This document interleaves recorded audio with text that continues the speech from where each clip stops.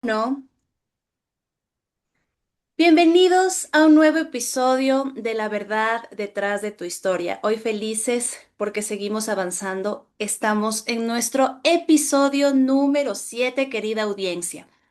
Hay algo que todos los seres humanos tenemos en común. Y aquí digo tenemos porque también me incluyo que me he sentido a veces así.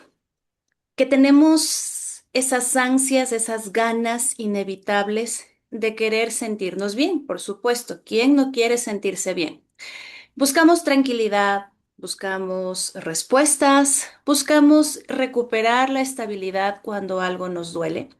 Y muchas veces creemos que estar bien significa que ya no deberíamos sentir tristeza, miedo, angustia, enojo o incertidumbre. Pero aquí viene la gran pregunta. ¿Qué pasaría si nuestra relación con el bienestar tuviera que cambiar? ¿Por qué razón? Vivimos en una época en la que constantemente recibimos mensajes que nos invitan a sentirnos bien, a pensar positivo, a soltar rápidamente aquello que nos duele y a continuar adelante.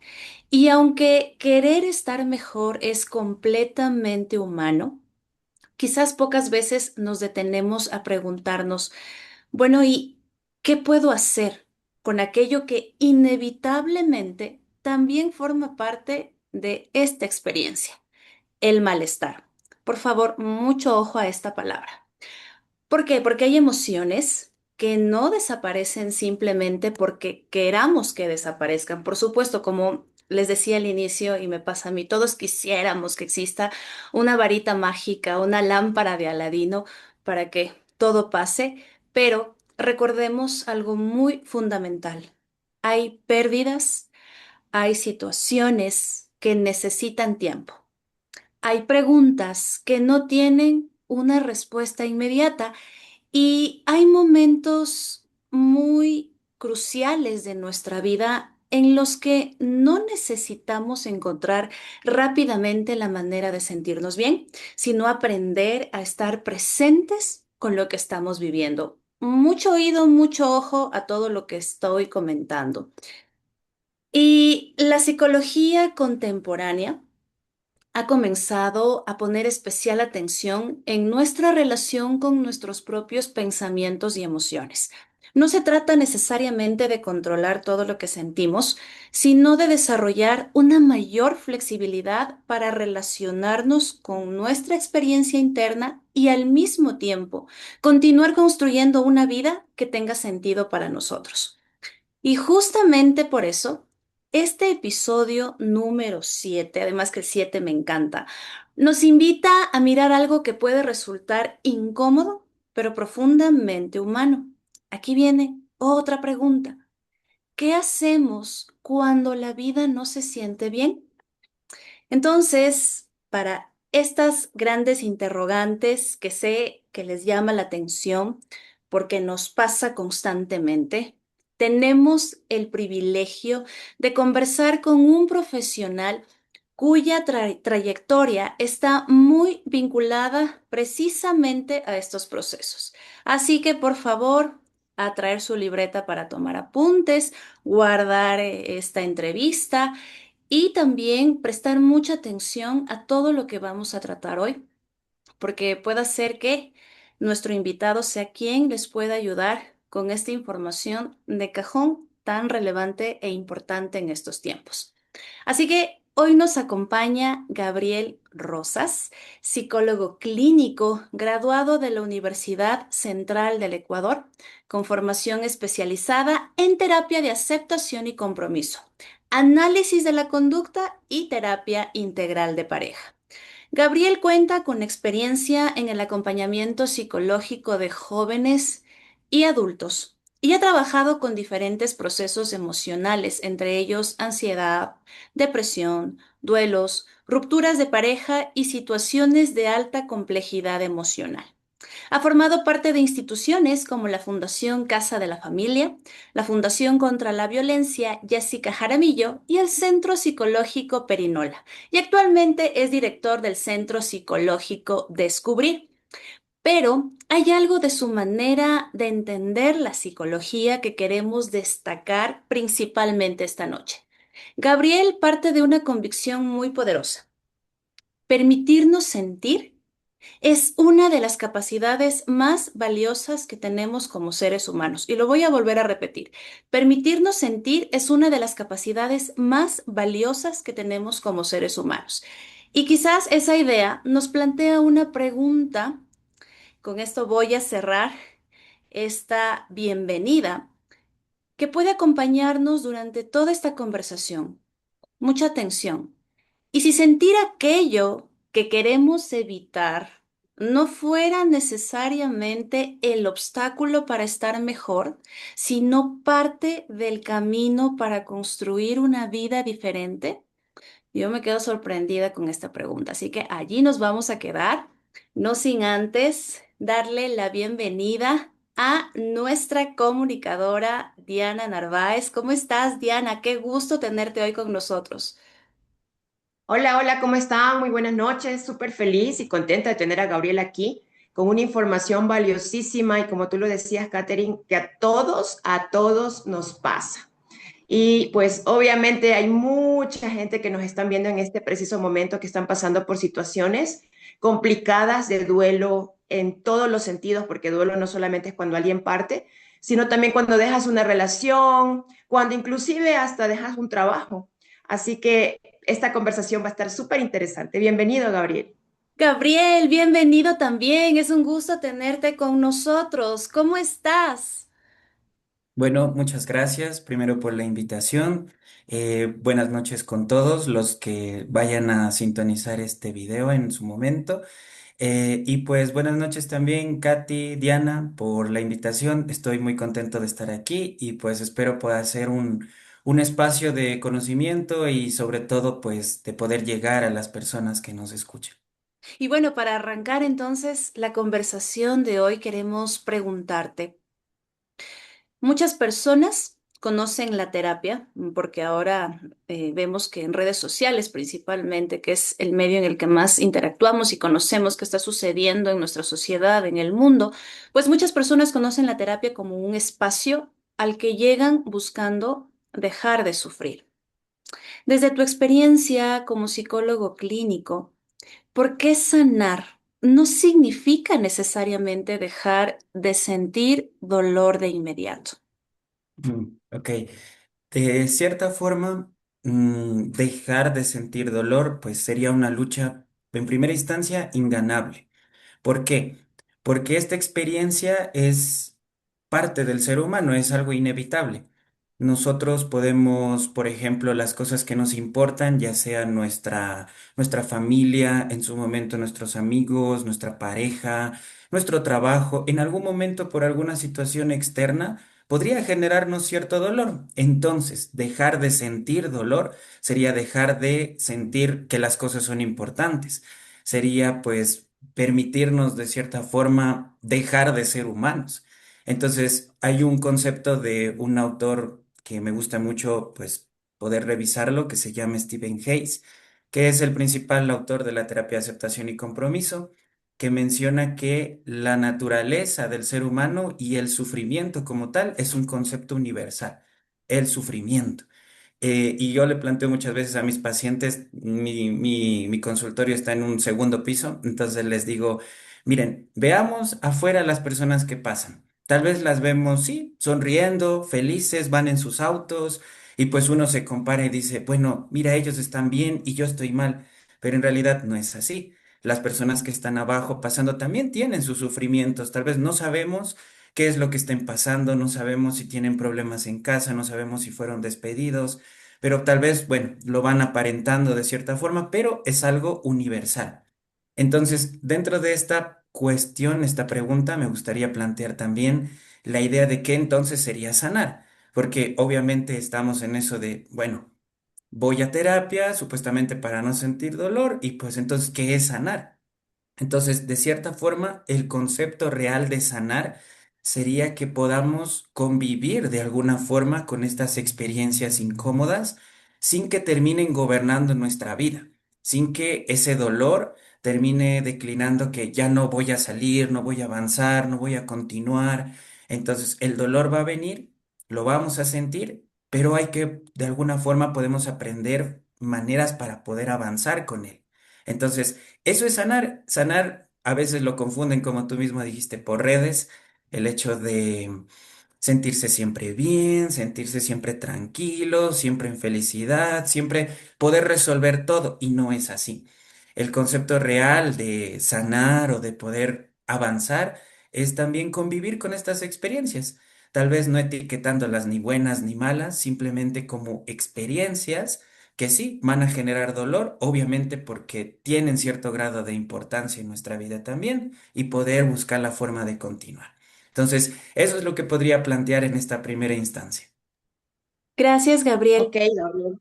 Nos ha quedado, no sé, Diana, te lo voy a decir de mi parte como esa frase máster en esta primera pregunta, darle importancia a lo que sentimos, porque es cierto que queremos evitar constantemente. Diana, a mí me quedó eso. No sé qué nos digas tú esta noche.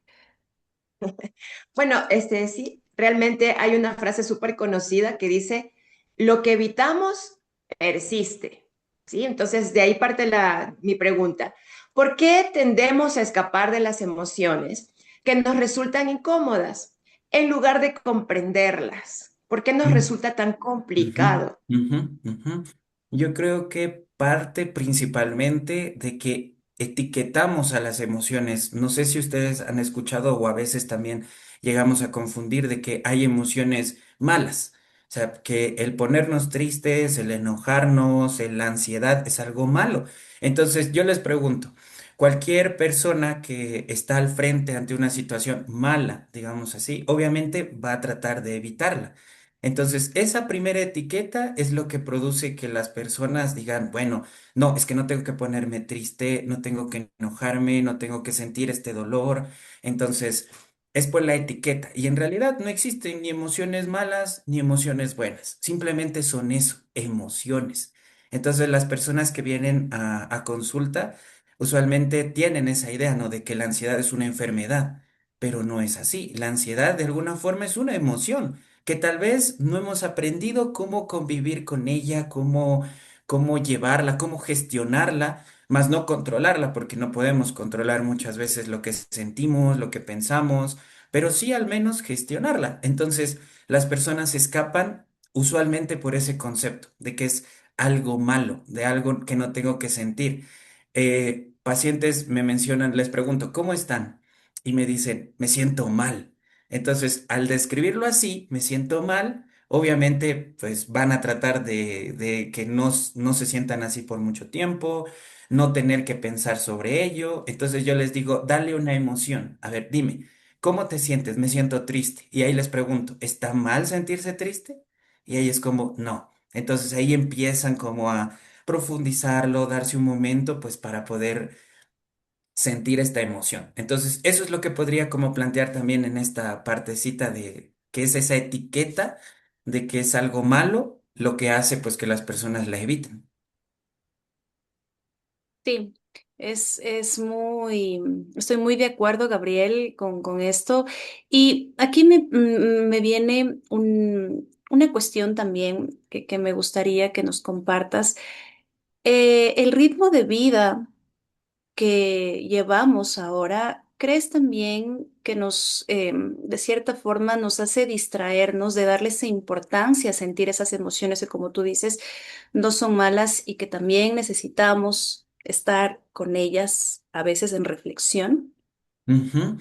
eh, el ritmo, digamos, muy frenético nos lleva de alguna forma a tener que resolver todo de forma inmediata, ¿no? Entonces, usualmente a nosotros nos ponemos en último lugar. Es como que está ahí primero el resolver las cosas del trabajo, el resolver las cosas de nuestra pareja, de nuestros hijos. Entonces, como está eso primero, lo más descartable termina siendo nuestras propias emociones, nuestros propios problemas. Entonces, sí, yo creo que tal vez ese ritmo tan acelerado que lleva la sociedad de tener que ser funcional, de tener que hacer las cosas, pues lleva a que pues evitemos lo nuestro, lo personal. Entonces, usualmente una de las frases que resume la terapia de aceptación y compromiso es, puedo, pero no puedo con todo. O sea, de alguna forma puedo aprender a gestionarlo, pero no necesariamente todo a la vez, no necesariamente todo tengo que ser funcional, todo tengo que saber cómo interpretarlo, cómo sentirlo. Puedo darme momentos para poder ir viviendo cada una de esas experiencias. Entonces, yo creo que sí, tiene que ver también mucho, pues, cómo la sociedad nos ha planteado de que tenemos que ser siempre funcionales, siempre resolver, y no es del todo así. La idea es, pues, también permitirnos días en donde tal vez no podamos entender algo, hacer algo y pues poder convivir también con ello para ver qué puedo hacer al respecto. Entonces sí, creo que también ese ritmo frenético nos lleva a evitar todo esto. Puedo plantear un pequeño ejemplo, Ujú, sin ujú. obviamente decir nombres ni nada.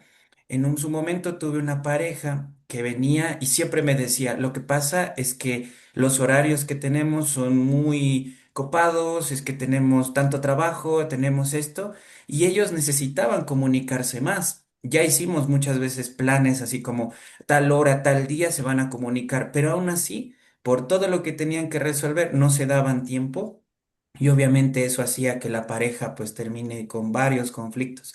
Entonces era porque obviamente tenían un trabajo eran los dos enfermeros, entonces tenían que cumplir un montón de veladas, un montón de horarios, entonces era mucho más difícil para ellos darse un momento para sentir lo que está pasando en su pareja.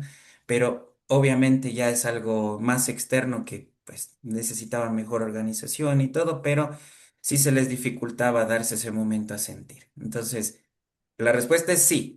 Mm, Cortita, sí. El ujú. ritmo influye mucho. Es importante tomarnos muy en serio, y esto lo he comentado en otras entrevistas, cada información que se recibe no debe quedar solamente en eso, en recibir información como tal, sino en verdad darnos cuenta cómo nos distraemos de la cotidianidad y dejamos de darle importancia. Y luego pasa el tiempo y pasa los meses, pasan los años y después uno dice, pero como menciona Gabriel, por ejemplo, con el tema de pareja y así en nuestra vida, pero ¿por qué recién por eso? Porque no nos detenemos. Y como lo había compartido al inicio de la entrevista, hay heridas, hay pérdidas que necesitan tiempo. Hay preguntas que jamás van a tener una respuesta inmediata, que ahí también necesitamos al Señor tiempo para poder comprenderlas. Y hay momentos de nuestra vida que necesitamos también que haya un pare en el sentido de reconocer cómo estoy, cómo está mi vida sin solamente mirar cómo pasan todas las cosas que nos ajetrean y están alrededor nuestros. Bueno, hice una pregunta adicional y me gustaría complementar con esta para dar paso a Diana. Y es esto de ir hacia otras cosas menos a lo importante, que es el miedo al dolor. Y ese miedo al dolor puede hacer que una persona postergue, como dije hace un momento, durante años, por ejemplo, el inicio de un proceso terapéutico, porque muchas veces normalizamos que así hay que estar, que así hay que vivir, que así hay que seguir. Entonces, ¿qué hay realmente, Gabriel, detrás de este miedo a sentir que mucha gente sí lo lleva constantemente? Ujú, ujú. Yo quisiera plantearlo, bueno, desde dos aristas, digamos así, desde dos lados, dos direcciones. Primero, detrás de todo este dolor, obviamente hay experiencias previas. Hay, digamos, mucho dolor ya vivido por todas las situaciones que han pasado, por ejemplo, infancia, adolescencia, en donde tal vez las personas se permitieron sentir en su momento y se encontraron con invalidación, se encontraron con no una respuesta tal vez de sus propios padres, tal vez de amistades, tal vez de una pareja, tal vez de sí mismos, no pudieron encontrar qué es lo que está sucediendo, entenderlo para poder resolverlo, ¿no?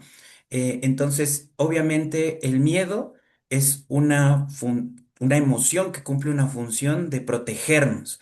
y obviamente a lo desconocido pues nos vamos a proteger aún más. Entonces, como no entendimos en su momento qué es lo que nos pasaba, qué nos generaba tanto dolor, no tuvimos un acompañamiento, entonces generamos como una barrerita, como una coraza de no, prefiero quedarme con esta sensación a corto plazo, aunque sea de alivio, de no decirlo, no sentirlo, pero obviamente después eso se va a expresar en otro tipo de situaciones, por ejemplo, en una relación, por ejemplo, en no poder gestionar alguna emoción, en estar hipersensible.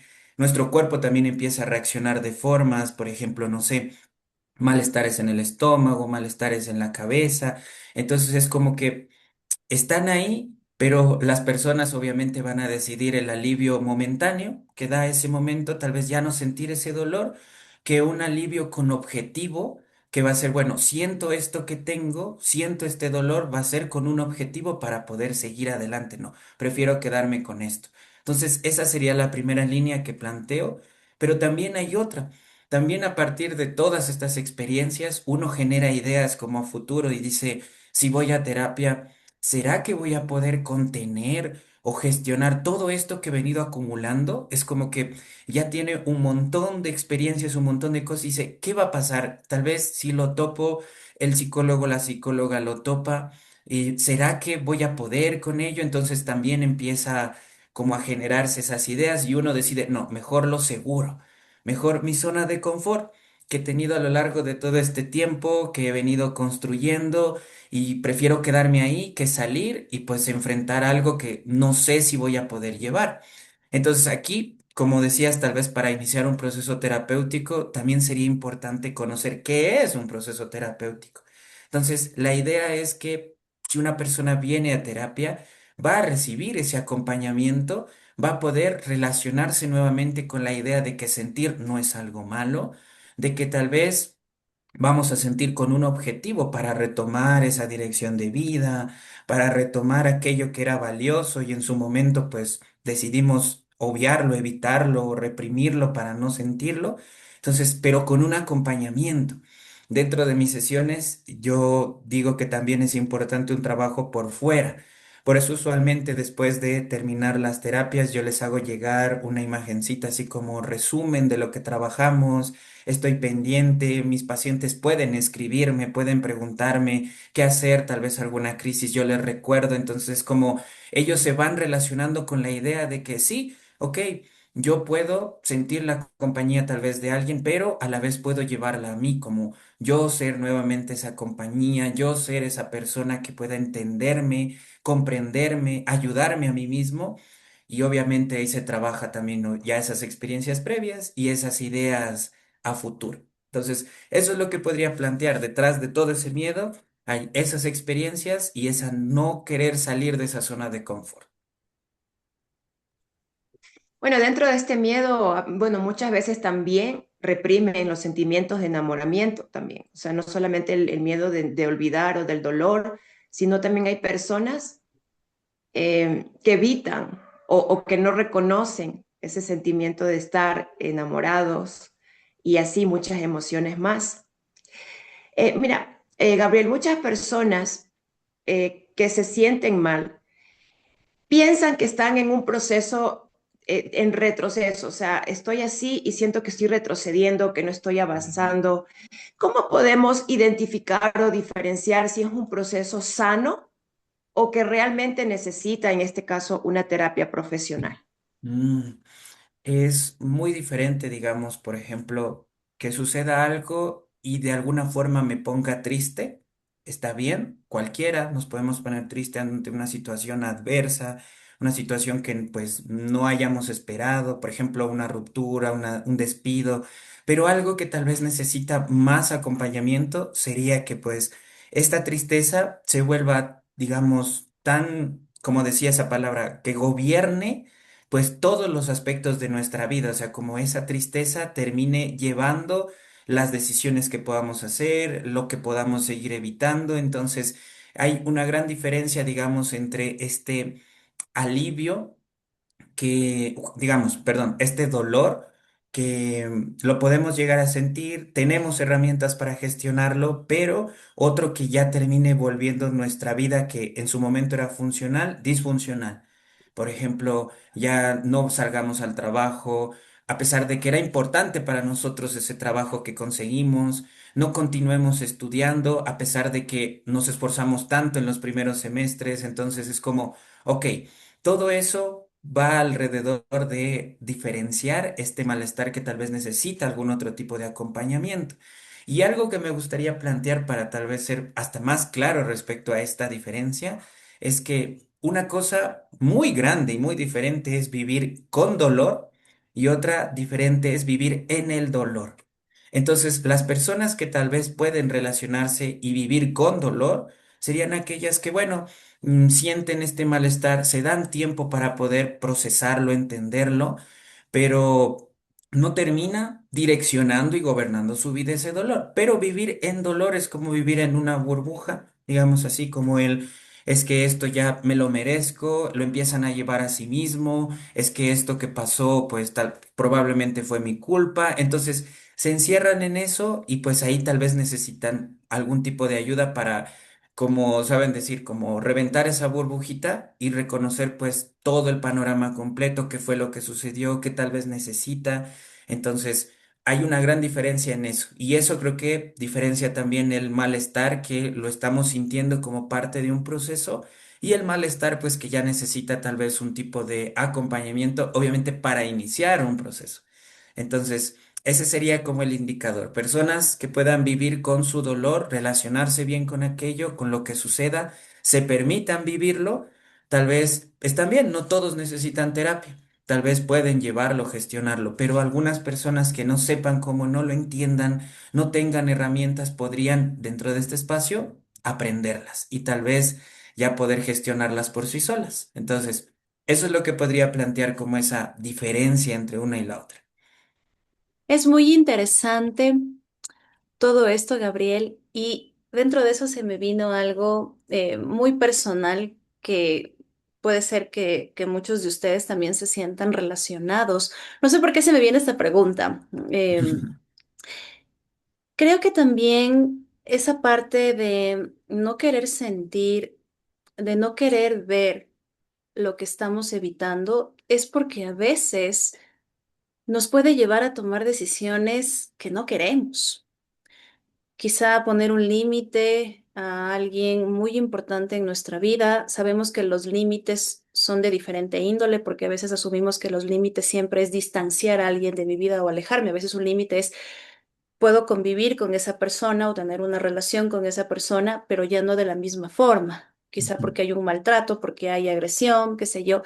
Y a veces el no sentir es porque la acción que quizá me lleve a entender lo que estoy sintiendo me haga ir a esas acciones que me dan miedo, que me dan recelo. Seamos sinceros, porque esto, como lo digo, es de una forma muy personal y quizá ese sea como la parte que más nos hace distanciarnos del tema que estamos hoy tratando. ¿Qué nos puedes decir sobre esto? Mm, Recientemente planteaba, y a mí me encanta hacer las cosas o explicarlas desde las metáforas, entonces me encantaría plantear una. Supongamos que una persona tiene un lugar así, o como un mirador, que le encanta ir. Es un lugar así tranquilo donde puede conectar tanto con la persona como con el exterior, o sea, puede, es un lugar que le gusta siempre acudir. Pero resulta que para llegar a ese mirador, el camino es lleno de baches, lleno de complicaciones, el camino es muy difícil para llegar. Yo usualmente les pregunto a mis pacientes, ¿de alguna forma ustedes dejarían de ir a ese mirador por el camino que conlleva? Pues, ¿dejarían de hacerlo? La mayoría tal vez me plantea que sí, porque no saben lo que va a encontrarse en el camino y todo, entonces deciden dejar de lado ese mirador. Pero la idea sería, pues bueno, el camino sí puede ser difícil, pero a donde quiero llegar con todo esto, pues es algo que me genera bienestar. Entonces, de alguna forma las personas sí conocen lo que tienen que hacer. Algunas sí, algunas tienen claro qué decisión tienen que tomar, de qué relación tienen que salir, de qué trabajo no tienen que pues permitir las cosas que están sucediendo, lo conocen, pero obviamente está ese miedo de las posibles consecuencias, lo que pueda traer también tomar esa decisión. Entonces, la idea sería, aunque el camino sea complicado, aunque las ideas que vengan en su momento, estamos yendo hacia nuestro bienestar. Entonces, tratar de esperar que el camino cambie, pues se nos va la vida, digamos, en pocas, hasta que la otra persona también cambie, hasta que el trabajo cambie, para que no tenga que tomar esa decisión. Obviamente se nos van los días, se nos va el tiempo y nuestro propio bienestar. Entonces, creo que sí, sí, pues también las personas también tienen claro, pero no quieren hacerse cargo o no saben, mejor dicho, más que no querer, no saben cómo poder hacerse cargo de las posibles consecuencias, lo que puede atraer. Por ejemplo, personas no salen de una relación porque dicen, no, tal vez sea peor estando solo. Tal vez prefiero estar con esta persona para sentirme algo acompañado a pesar de lo que suceda dentro de la relación. Entonces, no deciden a pesar de que saben que no están del todo bien en esa relación, pero pues prefieren eso a la incertidumbre de cómo será manejar la situación sola. Entonces, ahí es donde dentro del espacio de terapia se puede construir esa idea de que, bueno, tal vez no es soledad, tal vez puede ser una conexión contigo mismo, puede ser entenderte a ti, puede ser un encontrarte a ti después de esa relación, poder relacionarte mejor contigo. Entonces, esa idea de soledad es lo que pues en algún momento podría impedir tomar esa decisión. Entonces, sí, también es ese miedo a las posibles consecuencias. Ujú. Esta pregunta era de cajón, porque como digo, creo que esto es lo que a veces más nos detiene a poder mirar ese más allá que no queremos ver, que a veces está ante Ujú, nuestros ojos, pero como tú dices, es preferible como retroceder y seguir igual. Y aquí ujú, va otra pregunta, es que en terapia se habla mucho de resignificar las experiencias dolorosas. ¿Qué significa? Porque se ha escuchado mucho en términos psicológicos resignificar. ¿Qué significa resignificar un dolor y cómo cambia la vida de una persona cuando lo logra? ujú. Yo diría que ese usualmente es el punto de partida de la mayoría de procesos terapéuticos que yo manejo, porque es como el puntapié inicial para poder tener tal vez esa motivación a poder sentir aquello que no se ha sentido a lo largo de todo este tiempo. Como hay ese miedo, yo les planteo de que podemos llegar a resignificarlo. Tal vez eso que sucedió en su momento fue una especie de aprendizaje. Me encanta plantearlo a esta palabra porque no es para justificar lo que sucedió, por ejemplo, un posible agresor, una persona que invalidó, para nada. Yo planteo esto más como un, bueno, de alguna forma esa experiencia que nosotros vivimos nos genera dolor, pero ¿cómo de alguna forma lo puedo llevar a mí para que hoy en el presente pueda de alguna manera no estancarme, sino permitirme avanzar? Entonces, primero, quitarles las etiquetas de que no fue de alguna manera algo ni bueno ni malo, simplemente una experiencia que nosotros vivimos que está separada de nosotros. ¿En qué sentido? Una cosa es lo que vivimos a lo largo de nuestra historia y otra muy diferente es lo que nosotros somos.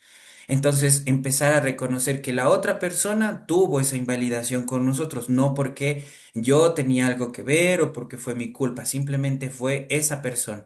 Ahí al plantearlo así separándolo es como, bueno, entiendo y ahora resignifico que no fui yo, no tuve que hacer algo diferente, no tuve que comprender más, simplemente fue la otra persona que me generó ese daño o la situación externa que me generó ese daño. Entonces, a partir de eso, ¿qué puedo hacer yo?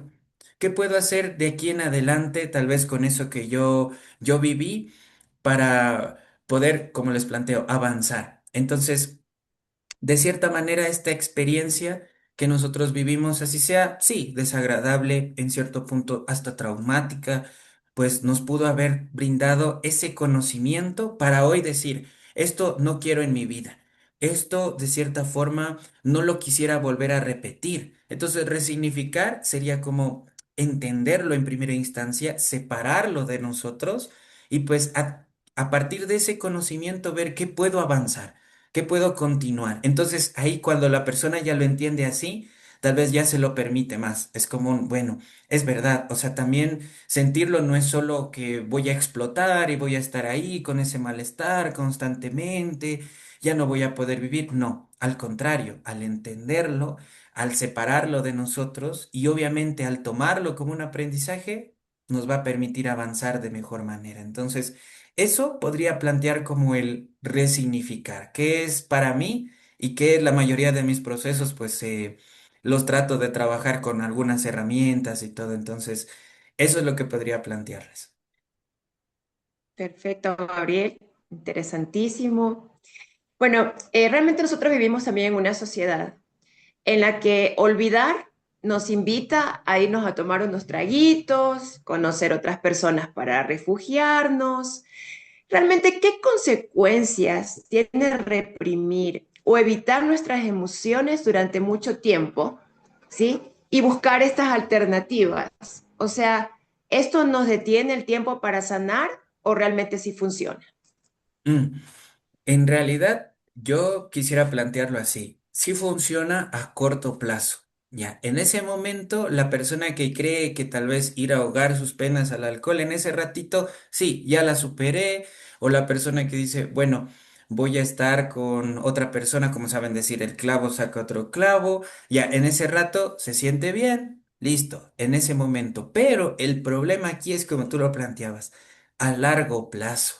Ese es el problema y usualmente pareciera que lleva una vida funcional, pero no puede dormir bien, pero se le dificulta tal vez digerir, por ejemplo, alimentos, tiene constantemente un dolor de cuello, un dolor de espalda y todo eso va al médico y nadie le da alguna razón de qué es lo que le está sucediendo. Entonces, tal vez es toda esa carga, ese cúmulo emocional que, bueno, decidió evitar, decidió resolverlo con el alcohol o con otro tipo de soluciones a corto plazo, pero va acumulando. Entonces el problema aquí sería no solo el que va reprimiendo y va evitando en ese momento, sino que se va haciendo un cúmulo de varias cosas que obviamente van a generar que la persona no solo tenga estas reacciones físicas, sino que también empiece a tener reacciones emocionales, por ejemplo, sea hipersensible, haya algo y le afecte de gran medida, haya una situación que pues requiere tal vez sí algún conflicto, algo que resolver, pero se sienta, no sé, muy atacado, muy, y la palabra es impulsivo al reaccionar. Entonces tal vez es porque algo no está resuelto, algo no se sintió en su momento y obviamente ahorita el cúmulo va a hacer que la persona no pueda de a poco ir volviéndose o tomando lo que en su momento fue funcional para esa persona.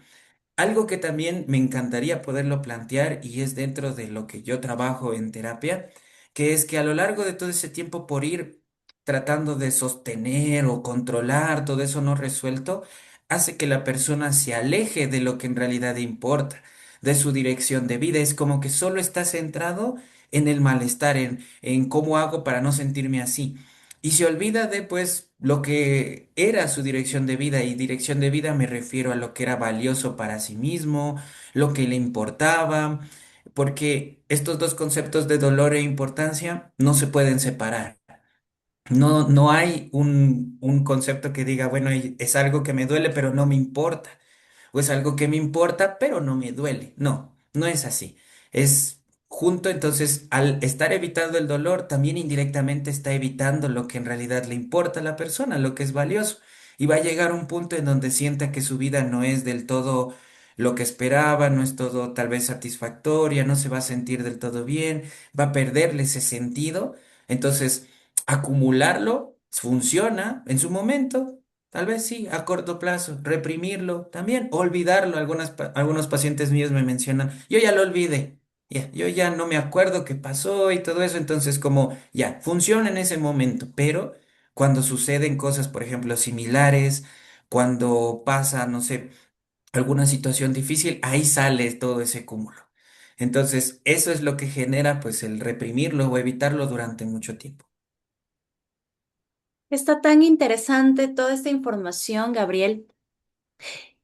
Se me quedó algo que dijiste y es que a veces si hay alguien que nos hace algo que nos incomodó, que nos hirió, eh, no tiene que ver siempre con nosotros. Y a veces pasa que nos quedamos con esa carga, con esa culpa.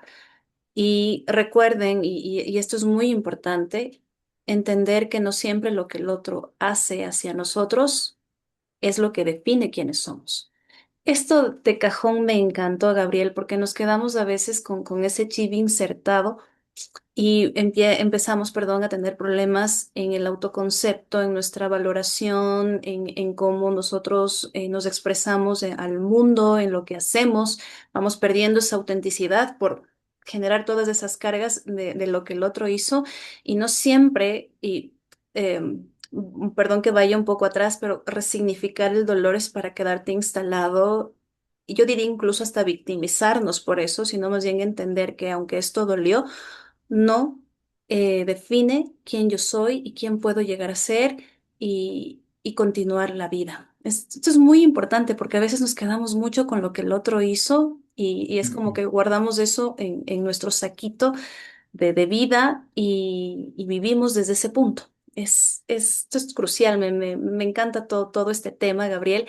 Y en este aspecto, con todo este tema, ¿qué herramientas prácticas nos recomendarías para empezar a relacionarnos con nuestras emociones de una forma más saludable, sin juzgarlas ni intentar eliminarlas? Porque como decíamos, vivimos en un mundo tan inmediato, tan rápido, lleno de tantas cosas, pero en medio de eso, ¿qué podríamos hacer para comenzar? Porque muchos de nuestros oyentes, de quienes están viendo esta entrevista, pueden decir, bueno, pero nunca he ido a terapia o se me ha hecho muy difícil sentir, pero me llama la atención lo que están compartiendo acá. Entonces, ¿qué podemos hacer poquito a poco en lo práctico, en lo cotidiano?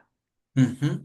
Yo voy a plantear lo siguiente. Para relacionarnos mejor primero con una persona, ¿qué necesitamos hacer? Conocerla más, pasar tiempo con ella. Tal vez eso es lo que nos va a brindar, pues, mayor conocimiento, ¿no? Como que cercanía también hacia esa persona. Entonces, este concepto no se aleja mucho de las emociones también. Hay que pasar tiempo con ellas. Hay que darle un momento, tal vez en el día. Yo sé que puede ser muy ajetreado y todo, pero pasar un momento, qué sé yo, 10 15 minutos en donde demos lugar a lo que sucedió, a lo que sentimos, validarlo nosotros, porque tal vez alguien en su momento no lo va a hacer. No tenemos una red de apoyo, tal vez nuestra familia no nos entiende, nuestros amigos solo nos juzgan. Entonces, como, bueno, voy a validarlo yo mismo, permitirnoslo sentir y obviamente ahí, después de eso, sí, regular esa emoción. Aquí quisiera plantear un ejercicio práctico que me ayuda mucho con la mayoría de mis pacientes para poder permitirse ese primer pasito, para dar ese, ok, voy a darme el tiempo, así sean 5 o 10 minutitos para sentirlo y a ver cómo se siente. Usualmente la primera sensación es algo extraño, es como he estado evitando esto durante mucho tiempo, me siento extraña, porque tal vez me siento un poco más libre, más tranquila, pero no sé cómo sentirme, no sé si está bien esto y así, entonces eso usualmente puede pasar. El ejercicio se llama nevar. Es un ejercicio que con todas estas premisas que les planteo, lo que es necesario identificar, darle un lugar, validarse y todo, es un ejercicio que yo prácticamente lo construí, o sea, para que se pueda entender a mis pacientes de forma más clara. Y les decía, imaginemos que la emoción que sentimos es como una llama así intensa que a veces en el pecho, en la cabeza, en los brazos la sentimos. Una llama intensa. Y usualmente lo que hacemos al evitar es echarle un balde de agua. Ya, se apaga totalmente esa emoción y listo. Pero eso no nos ayudó a entenderla en realidad a resolverla, simplemente fue apagarla. Entonces, nevar, como el concepto lo dice, es como que estuviera cayendo una nieve despacio y apagando de a poco la llama, pero primero entendiéndola. Entonces, nevar es un acrónimo de 5 pasitos que usualmente planteándolo así es más fácil recordárselo, ¿no? Entonces, N significa notar la emoción. Primero, darle una descripción desde lo que es las emociones, más no desde algo bueno, algo malo, simplemente lo noto, estoy triste, estoy enojado, me siento ansioso, tengo miedo. Entonces, primero, notar e identificar cuál es la emoción que prevalece en este momento. Porque tal vez estamos enojados con la otra persona, pero nos hace sentir más tristes lo que sucedió. Entonces, darle un lugar primero a esa emoción. Después, la E significa explicar la situación. Primero, tratar de, obviamente a veces por la ansiedad, por la tristeza o algo, nos vamos por las ramas. ¿Qué digo me voy por las ramas? De que hay diferentes situaciones que resolver y no sabemos por cuál empezar. Entonces, primero, noto la emoción, estoy triste, pero ahí planteo por qué estoy triste, qué es lo que me genera esa emoción. ¿Me genera tristeza en realidad que él se haya ido o me genera tristeza que no pudo valorar lo que yo hice? No sé, varias cosas, entonces identificarlo en primera instancia. Después la V es validar la emoción. Ahí vienen frases que yo les digo, pueden construirlas a nivel personal. Por ejemplo, no está mal sentirse así. O está bien sentirme como yo me siento. O es válido sentirme triste después de esto que sucedió. Entonces es como darle una validez propia, que es algo humano, algo que sucede y obviamente me va a generar esta emoción, entonces validarlo. Porque a veces escuchamos, por ejemplo, de familiares, de amigos, de la misma pareja, como es que no te debes sentir así, no te pongas triste, no llores. Entonces, cuando se plantea eso, obviamente uno dice, no, no, sí, sí, no voy a llorar, voy a evitarlo, y pues porque va a ser peor si es que lo hago. Y no es así. Entonces, validarlo. Después viene la A, que es abrazar la emoción. Yo le digo abrazar la emoción al hecho de permitírsela ya sentir. Por ejemplo, usualmente el llanto, los gritos funcionan, son los más comunes. Como estoy con mucho enojo así reprimido, tal vez para no asustar a los vecinos, una almohadita aquí y gritamos, lo sacamos, nos permitimos sentirlo. El llanto es usualmente lo que nos ayuda a desahogar, cumple también esa función para nosotros, entonces permitirnos llorar, permitirnos sentir. Si tal vez todavía nos cuesta un poquito, también nos puede ayudar a escribirlo. También le estamos dando un lugar a externalizarlo. Entonces, como escribo todo lo que quiero decir, no sea, sea insultos, les he de decir a mis pacientes, sáquenlo, díganlo. Lo escriben y ya pues tal vez ahí salga una que otra lágrima y todo, entonces nos permitimos sentirlo. Y aquí el último paso es usualmente el que saben hacer primero y el que les lleva a evitar, que es la regulación emocional. Cuando ya están como con ganas de llorar, respiran, toman un vasito de agua y se calman y no se permiten llorar. Y en realidad ese es el último paso. Después de ya sentirlo, identificarlo, validarlo y pues todo lo que planteamos antes, ahí viene algún ejercicio de respiración, ahí viene algún ejercicio de relajación, de meditación, tomar un vaso de agua, ahí funciona la distracción, ahí funciona voy a ir a verme una película, voy a salir, voy a comer mi comida favorita, pero después de sentirlo. Si no, eso se vuelve una evitación si lo hacemos desde en primeras.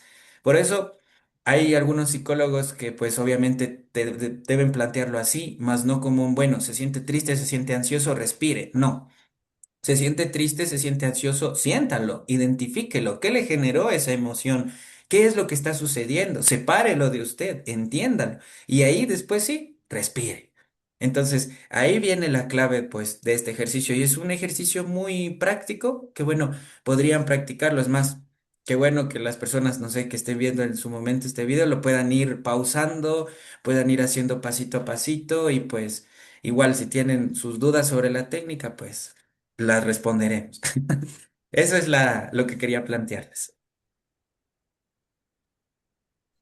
Bueno, la verdad es que sí, o sea, generalmente lo que hacemos es evadir estos sentimientos respirando, tomando agua, tratar de no pensar, tratar de entretenernos y ahí está, sanadas.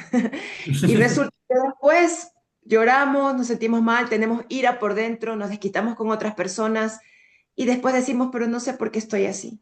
Entonces, es como un desorden de emociones y realmente esta técnica tuya, súper interesante. Recuerden, los que están viéndonos, nevar, nevar. Es un proceso muy interesante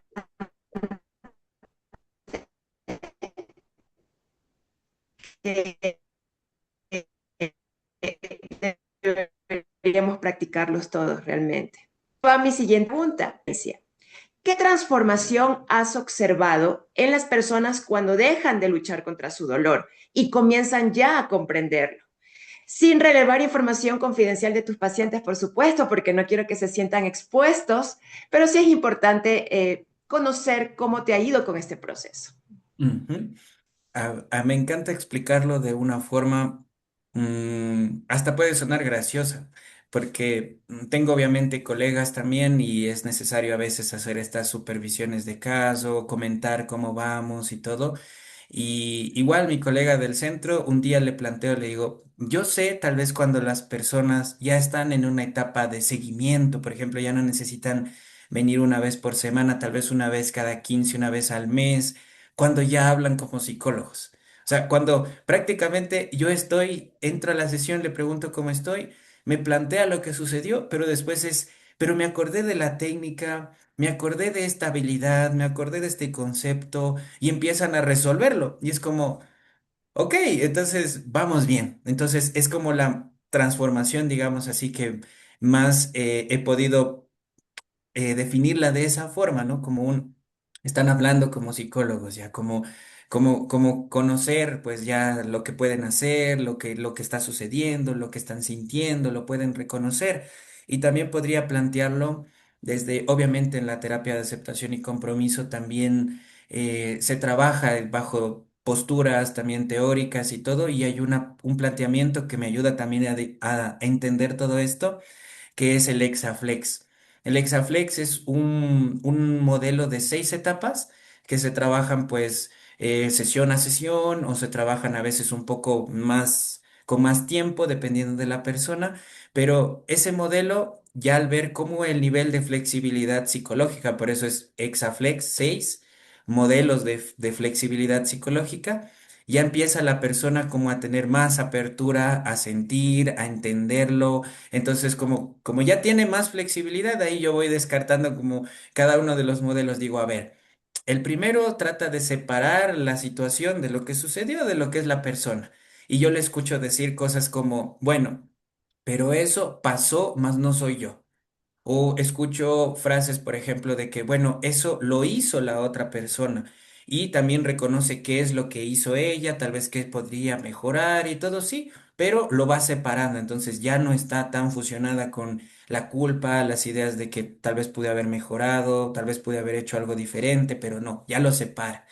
Ya está direccionada, por ejemplo, a sus propios valores de vida. Dice cosas como, bueno, yo sé que amo a esa persona, yo sé que quiero estar con esa persona, pero no va acorde a lo que yo quiero en una relación. Entonces ya lo entiende, ya le da lugar, entonces ya lo puede plantear. Si no hay un cambio, pues ya puede salir tal vez de esa relación. Entonces como, ok, aunque continúe con el motivo de consulta, aunque esté ahí con la misma persona, ya lo puede diferenciar, ya puede poner ahí como un límite.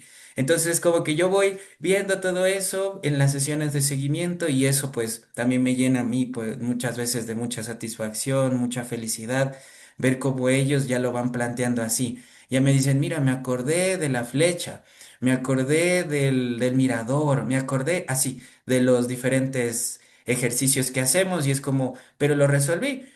Una paciente un día me dijo, fue una crisis, duró 20 minutos, pero la pude gestionar. Entonces, como el problema no es que no tenga crisis, porque las va a tener. Entonces ahí es como, ok, está bien, porque ya la gestiono mejor. Entonces, eso es como los indicadores que yo podría plantear de esa transformación, de cómo las personas van cambiando en ese sentido.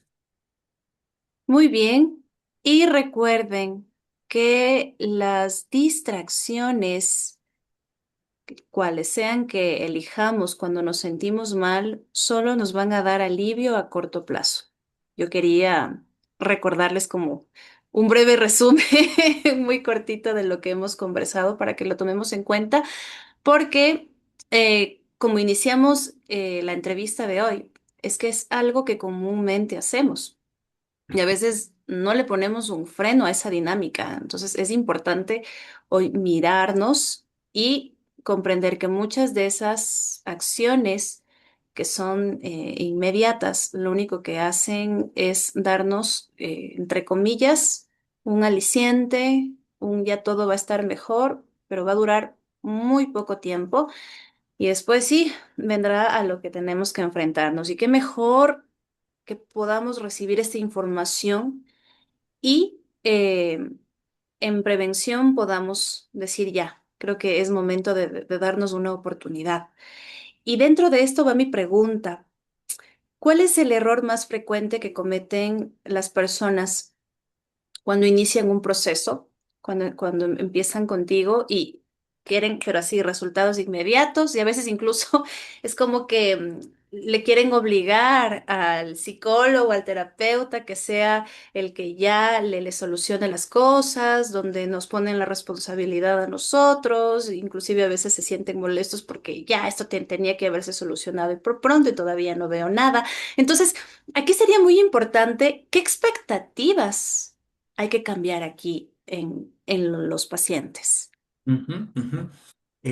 Yo creo que hay más que errores, varias situaciones de desconocimiento, obviamente, que pueden tener las personas, ¿no? Como voy a terapia y usualmente es un concepto muy ecuatoriano, ¿no? Muy latino, de que yo voy al médico, usualmente el médico, ¿qué hace? Me da un tratamiento y me curo, enseguida me siento bien.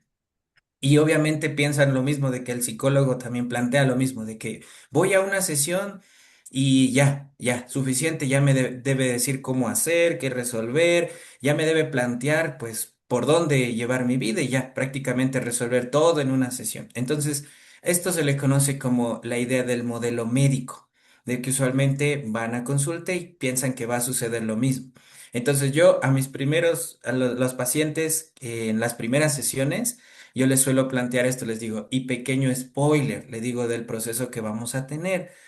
Tal vez si durante el proceso te llegas a sentir aún más incómoda, aún más triste, aún más, es parte del proceso, porque tal vez es lo que no has estado dando lugar durante todo este tiempo, entonces no te asustes, no te pongas en plan como, no, es que me siento peor, entonces ya no vuelvo, tal vez el psicólogo fue malo, tal vez la terapia no sirvió, no, al Mm, contrario, tal vez forma parte de este proceso y la mayoría de pacientes que se quedan después de esa etapa, son los que tienen los cambios, como hablábamos en la pregunta anterior, de esas transformaciones, ese notar también de mi parte cómo van.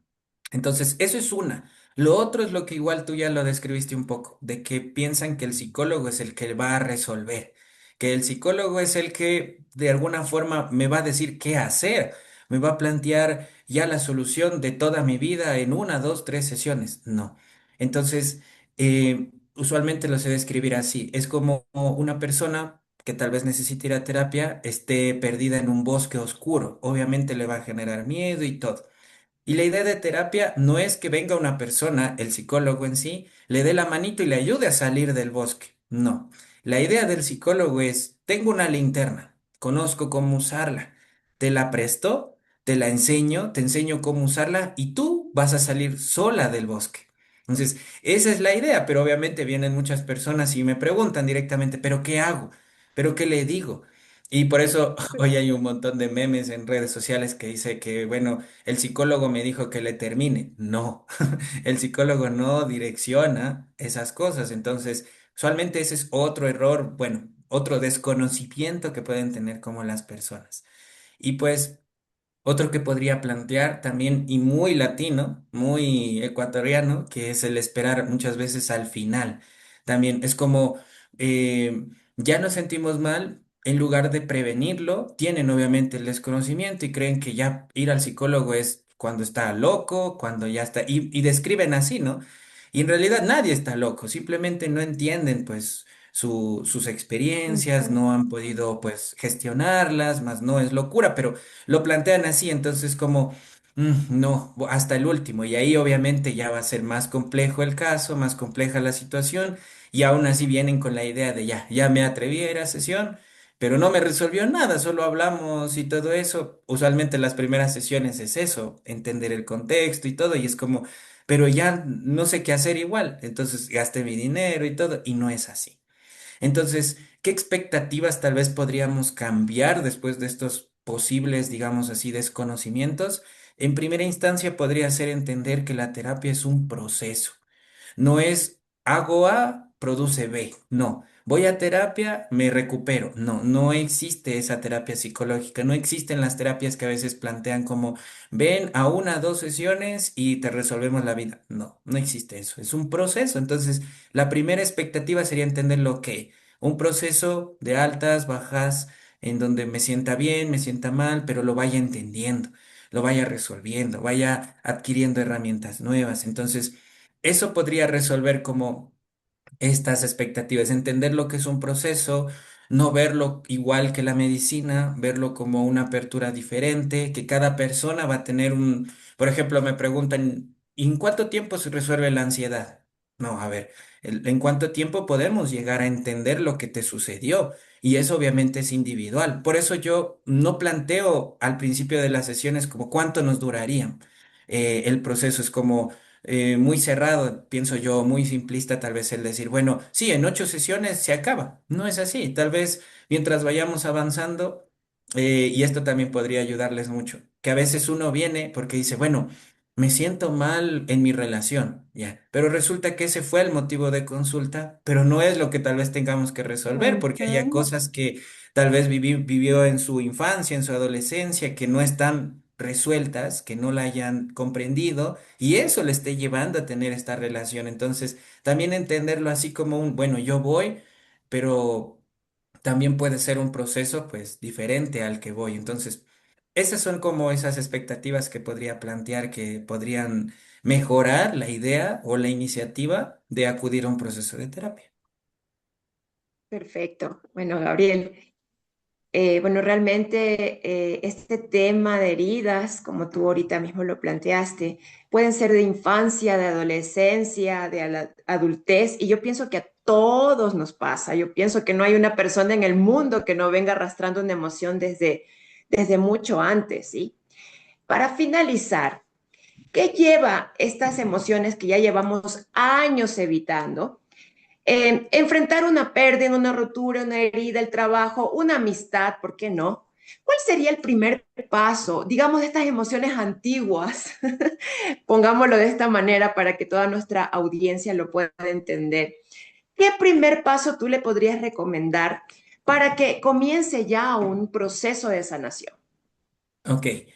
En primera instancia, si tal vez, más que sea como una decisión, se encuentra lista la persona, tiene los recursos, o no sé, o simplemente es consciente, pongámoslo así, de que necesita algún tipo de ayuda, obviamente le recomendaría el espacio de terapia.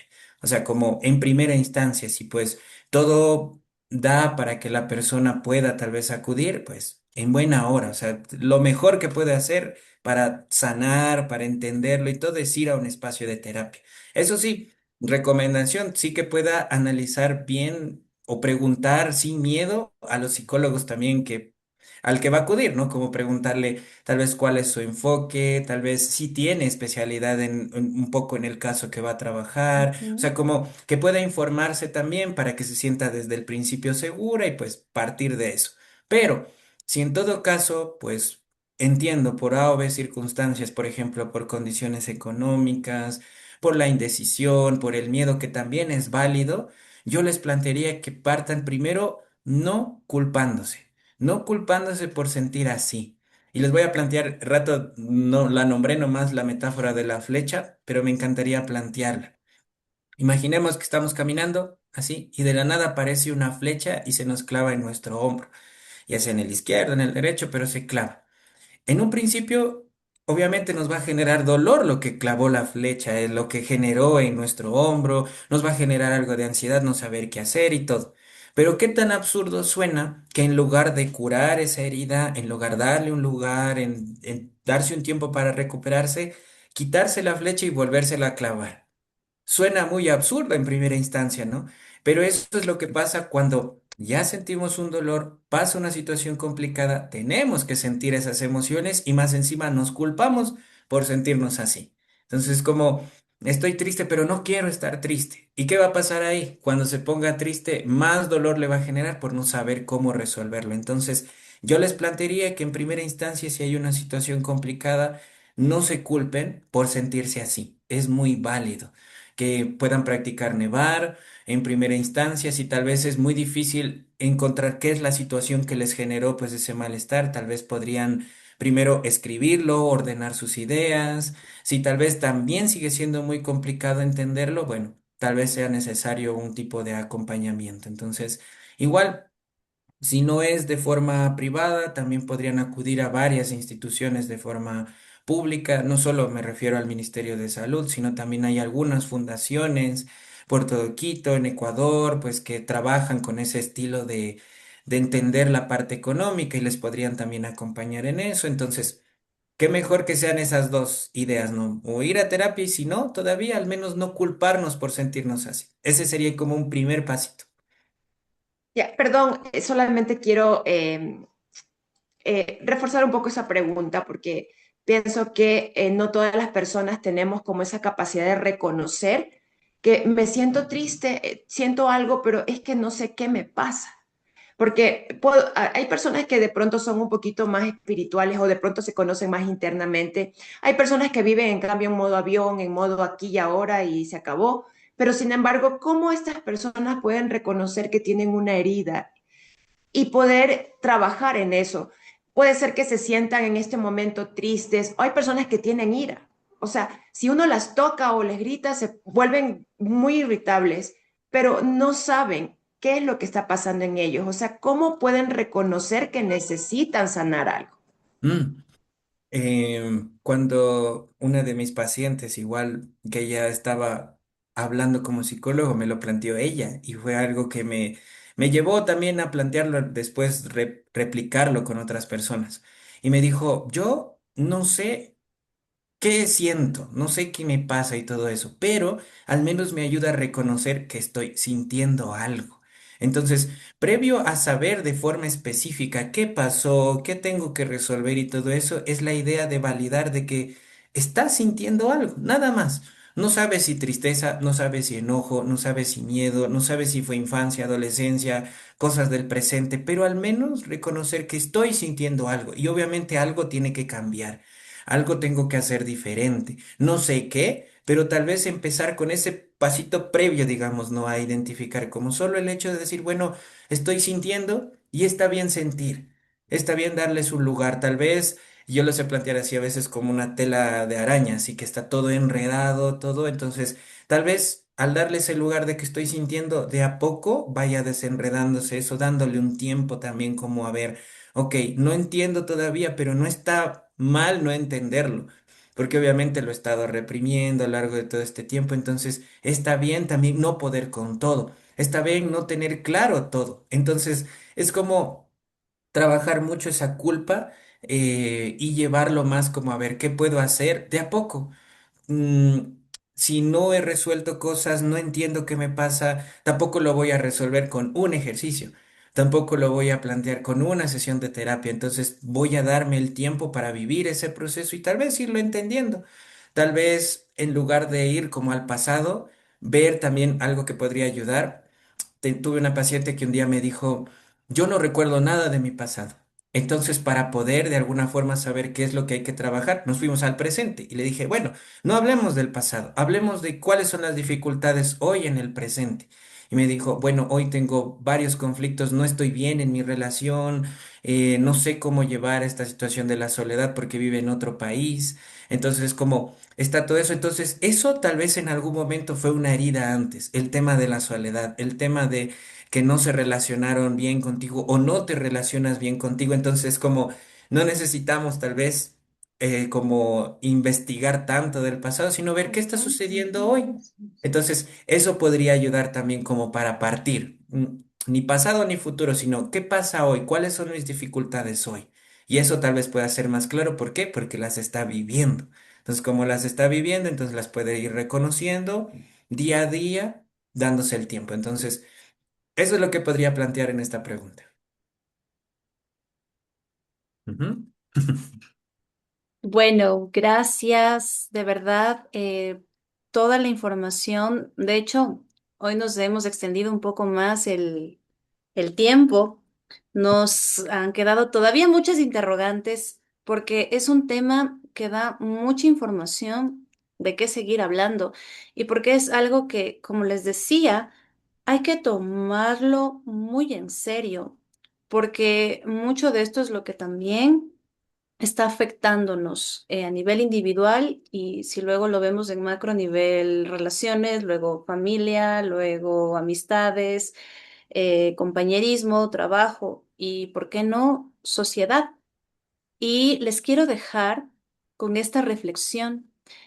No siempre sanamos cuando dejamos de sentir dolor, porque muchas veces es, no importa, ya va a pasar. Siempre tenemos incluso como muy enraizado las frases como nos decía Gabriel, muy latinas o muy ecuatorianas, de ya, con tal cosa y se te pasa, haz esto y siempre es así, rápido, inmediato, pasar el puente. Pero dando un salto, pero eso no pasa así. Tú tienes que pasar el puente atravesándolo, tienes que pasar el camino, lo que sea que esté del un lado al otro, pero tienes que atravesarlo. Entonces, esta frase es muy importante. No siempre sanamos cuando dejamos de sentir dolor. Muchas veces comenzamos a sanar cuando dejamos de huir de él y aprendemos a escucharlo. Y con esto finalizamos, y es que quizá el espíritu de esta conversación es el dolor no es realmente el enemigo, porque muchas veces lo asumimos así. El dolor es el mensajero que nos muestra aquello que necesita ser atendido. Y Gabriel nos dijo algo muy importante al principio. Hay que darle cabida, hay que darle atención, prioridad a lo que sentimos. Y a eso muy pocas veces realmente le damos o le damos el lugar, mejor dicho, que requiere. Gabriel, me ha encantado la entrevista de hoy. De verdad que muy interesante, como te decía, se nos extendió el tiempo. Yo tan atenta a escuchar todo lo que decías. Como ustedes saben, desde mi trabajo es más de terapia holística. Gabriel es psicólogo clínico, pero y te escuchaba al menos la última parte de todo es un proceso, no se solucionan las cosas con dos o tres terapias y es algo que uno vive constantemente porque así es el camino de ir hacia lo que podríamos llamar sanación, liberación, estar mejor, el bienestar, como cada uno lo llame, toma su tiempo, requiere su tiempo y es importante entender con paciencia lo que estamos viviendo, porque la vida es un camino, la vida es una travesía. Así que gracias. Diana, no sé si tienes algo que decirnos antes de despedirnos. Nada, agradecer a Gabriel por compartir esto, su conocimiento, sus técnicas, son súper, realmente me llevo muchísima información, y yo sé que todas las personas que están escuchando en este momento también. Así que quedo muy agradecida. No sé si de pronto, por favor, nos puedes compartir tus números para que las personas puedan comunicarse en el caso de sentirse, pues, en esta etapa tan complicada. Ok, igual les agradezco mucho por la invitación. Siempre es importante buscar diferentes espacios para poder llegar como a las personas, ¿no? Y puedan a partir de eso entender o entenderse a sí mismas y pues ver qué es el siguiente paso a partir de todo esto y sobre todo, bueno, siempre abierto igual el espacio de terapia. En mi caso, pues como les decía, Catherine, maneja un centro psicológico, se encuentra en el centro histórico de Quito, cerca a la Plaza de San Francisco. Igual pueden encontrarnos en las redes, ¿no? En TikTok, en Instagram como Centro Psicológico Descubrir. Em, Igual no recuerdo muy bien el número ahorita, pero bueno, aquí lo tengo. El número de teléfono del centro psicológico es 0969 74 72 26. En el caso de que pues requieran algún tipo de información, manejamos terapia tanto individual como de pareja, terapia niños, niñas, adolescentes. Es pues una psicóloga especializada que se encarga de ese tipo de situaciones, de población, y pues en mi caso más el tema juvenil y el tema de adultos. Entonces, cualquier cosa a las órdenes. y pues no se olviden de permitirse sentir, que es pues la habilidad más valiosa y pues natural de los seres humanos. Entonces, estaríamos alejándonos de nuestra humanidad si no lo permitimos. Entonces, desen ese permiso. Sí, sí, y ya que finalizó el feriado, finalizó la distracción Se y pasa. acabó. Volvemos otra vez a la realidad y otra vez. Bueno, así que es muy importante comenzar pues esta entrevista hoy acá en Ecuador, después de que tuvimos un largo feriado, pues poder aterrizar. Y aterrizar también es sentir. Así que, Gabriel, encantados y no será la única ni última vez. Sí, te Oh, tendremos próximamente, así que, porque sé que hay Volveré. muchos temas importantes que conversar. Gracias, Diana, gracias, Gabriel, que todos tengan una linda noche y muchos abrazos para todos. Que pasen Igualmente. bien. Chao, chao. Adiós. oh.